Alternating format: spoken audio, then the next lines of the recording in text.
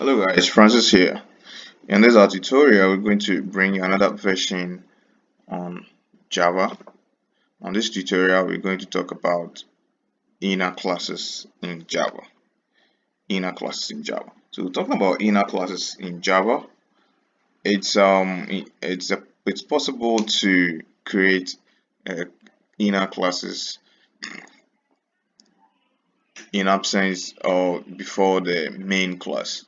In Java, it is possible to nest classes, and that's a class within a class. So the purpose of nested classes is to group classes that belongs together, which makes your code more readable and maintainable. Inner classes, on the other way, is referred to as nested classes in Java. To access inner classes, we create an object of an outer class, and then we create an object of the inner class. So this code example gives us a clear view of what we are referring to. In this section, you realize that we've created an outer class with an attribute represented as int x equals 10, and we've also created an inner class with an attribute of int y equals 5. And then we came here to create our main class and objects to represent this class. So this object here represents our outer class, and this object here represents our inner class by indicating my inner equals my outer dot new inner class, and this function here prints out the two parameters from both classes. So this is how we're able to access inner class. Inner classes are essential in Java for its ability to help work out scientific related projects. Another related element is inner classes can also be introduced with private. So remember that first introduction in this section, we introduced inner class with public access modifier. In this instance, we are introducing our inner class with private. So here, our inner class is instituted as private. Unlike regular class, an inner class can be private or protected if you don't want outside objects to access the inner class. You can declare the class as private, which means you add private the inner class syntax as you can see in this example. So in this example, we realize that the only difference we've done here is that we've added private to the inner class, and as such, our main class to contribute is associated with our outer class and also our inner class. In this case, when we run this function, we're going to have an error because we can't access other parts of the program can't access this inner class due to the fact that it is a private element. The next one is inner class with static. So inner class can also be accessed with static, which means they can access without creating an object of the class. So inner class can also be accessed with static.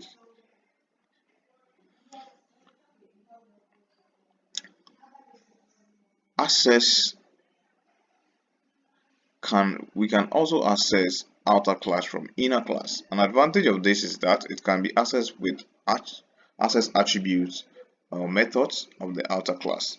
In this section, you realize that our codes has changed a bit. The inner class here has a method, and this method is what we use to access our outer class. So with our object from here, we have introduced in this section, we have not added the two objects, but rather we have introduced the inner class to fetch the element of the outer class.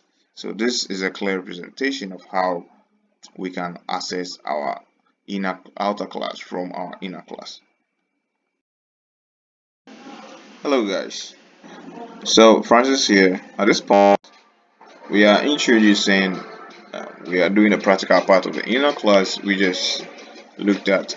At this point, in creating your inner class, first of all, we know that by initiating your or by starting a new project in IntelliJ, you're going to have this line of codes which are by default. So we're going to use this. So what we're going to do is to create our outer class first, so we can give some space here and create our outer class. So first of all, we need to introduce our class and create our outer class. Then we open two curly brackets like that, and we create our attribute with int, and we represent this with let's say z equals, let's give it let's say 23, and let's terminate it with this quotation. Then we create our outer class,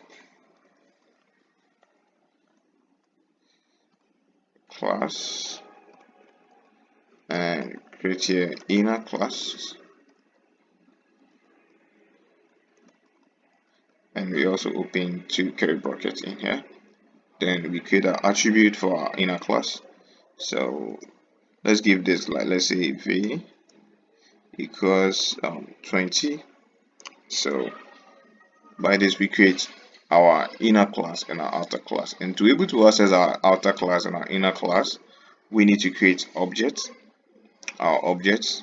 So by creating an object, we come to our main class section, and then we create our object. By creating our object, first of all, we bring our main outer class,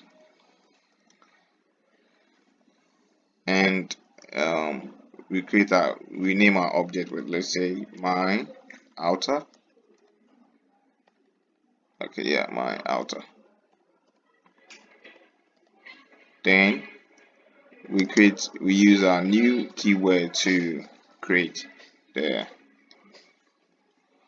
our outer object. So this is the object for our outer class. Now we need to create our object for inner class. So with that, we bring outer class dot inner class, and let's make it my inner class, because using the, and then the next one is to represent this side with my outer, and we introduce my new keyword and dot inner class.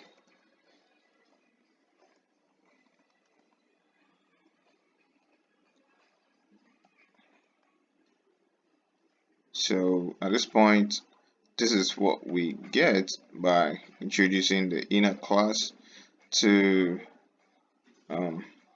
so we put and we put these two brackets, and then we terminate it. Alright, so at this point there's an error. Okay, I think our dot supposed to be here instead, so it's here, and this is supposed to be like this. So this is how we create the object for both inner class and outer class. So at this point, we can just introduce our function system.out print, and in here, because our class is public, we can now access both class. So we can just bring here int inner class,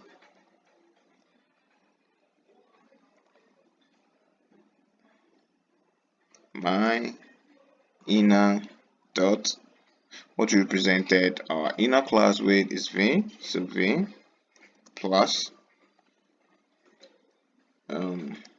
my outer dot what you represent with z, so dot z. So at this point, this is how we'll be able to call both class by introducing this function. So if we click on run now it will compile both and then add these two classes for us. So this, let's open this a bit and let's see. So realize that after that it compiles both for us and gives us our final solution. Now we also said you can also make your class with private, so we can also add private to this class. So by adding private to this class, now as soon as we add private, you realize that this inner class and outer has both indicated as red, meaning that this class can't be accessed with outer anymore. So now we don't need this outer class. We need to take it off, and then we also need to now add, we can't introduce this anymore. So what we can introduce now is to now we need to add our outer class and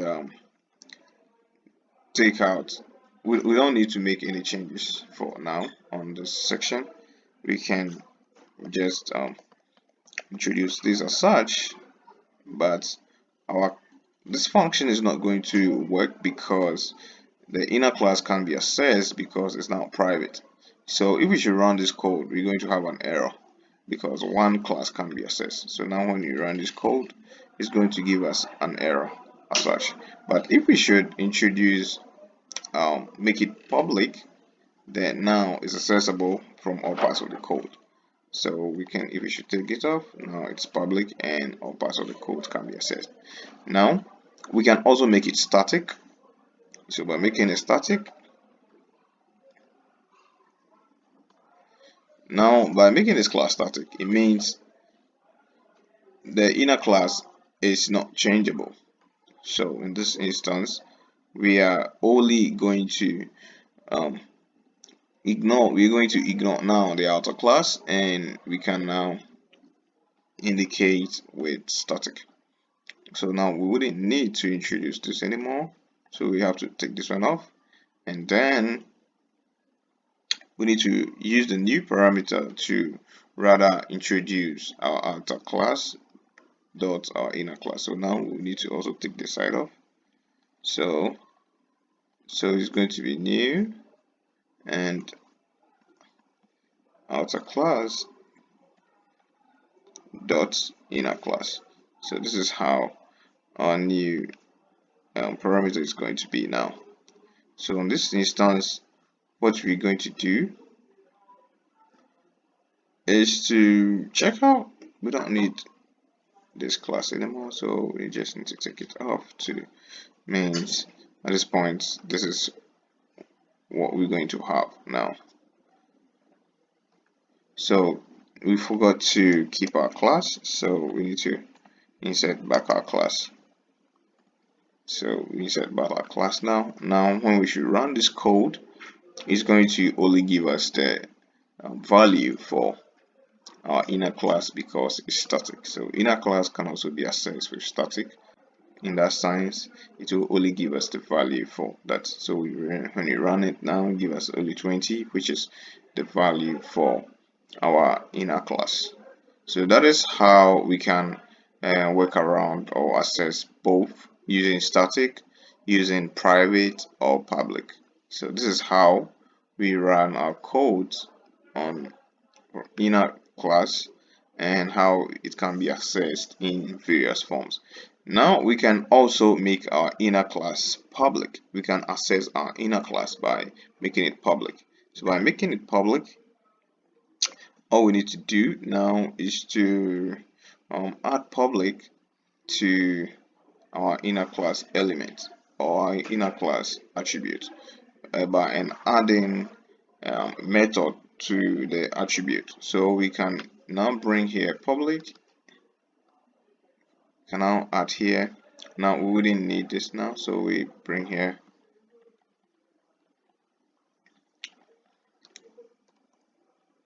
public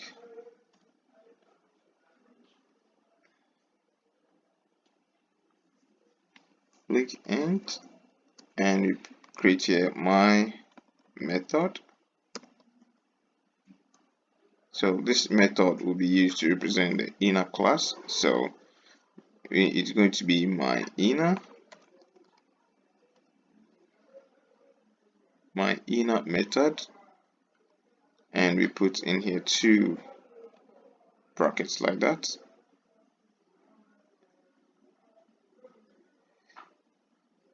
And then we put in here 2 curly brackets as such to create the menu for our inner class. And then we create the main body by representing it with, let's say, like return X. Our class we actually represent with V, so return V, and yeah, that will be how we're going to create, and then we terminate it with this. Now it tells us there is something wrong with our code. It says inner class in outer V. Okay, because we've actually created a method, by default we can also create this to represent that we've now introduced this as V, or we can straight away use the inner class value. So we can just make it we can access it by using Z, and then we terminate it with so now we are good to go. So when we get down here, in this instance, we need to change this element to Z, and also we need to also change our object element. So by changing our object element, we have to add a method we've already created up there, and we need to reintroduce the object for our outer class. So we now create back our outer class. So outer class, my outer equals new outer class, then we terminate it as such. And then the next thing we're going to do is to add our method to the inner class element. So by adding a method, we bring here our outer,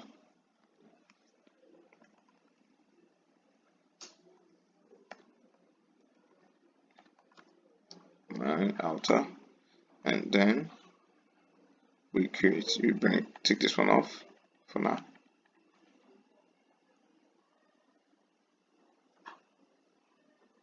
And then we add the new parameter now, dot inner class. So at this point, the inner class has been represented, and that's how it is. Okay, so no, I think we should bring it here rather. Then we should take this one off. All right. So that is how at this point we create our access to remove the inner static. Okay, great. So at this point we can now execute our files, since we are now using public static to now declare our inner class. So what we do here is we just bring here a method. So